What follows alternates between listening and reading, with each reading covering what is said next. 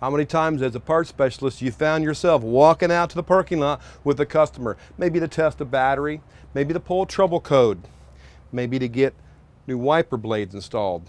While you're out there, it's a good idea to get familiar with about every car you look at and all the wealth of information, all the numbers. Now on this Ford, we'll see a lot of alphanumerical numbers. In your reference manual, there'll be information on how you deal with alphanumerical numbers as opposed to just plain digital part numbers. But they're all over different codes and things called broadcast codes, which are letter combinations which equal a much larger part number.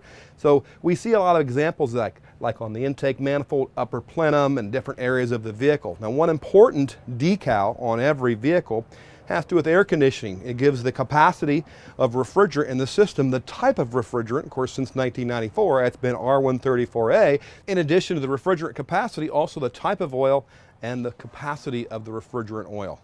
But nothing is near as handy for information as the emissions decal, something that's been around since OBD1. This is a 2004 Lincoln and obviously OBD2, but it gives the schematic of the vacuum hoses connected to the various emission control devices. And then, in addition to the model year and the manufacturer, it gives the emissions rating. Also on all the emission control labels, they'll tell you it's got a catalytic converter, obviously, and maybe give you a spark plug air gap as well as the displacement of the engine, of course the automaker, the model year, and very helpful where those vacuum hoses connect to various emission control devices. Now the acronyms break down to low emission vehicle, ultra low emission vehicle, ULEV is what this is, super ultra low emissions vehicles. Actually, this is a LEV, low emission vehicle. And then there's even some vehicles that are called partial zero emission vehicles. It's important you can zero in on those when you maybe do a fuel pump catalog lookup. It's a California vehicle. You notice Subarus will have PZEV on the back of the trunk, for example.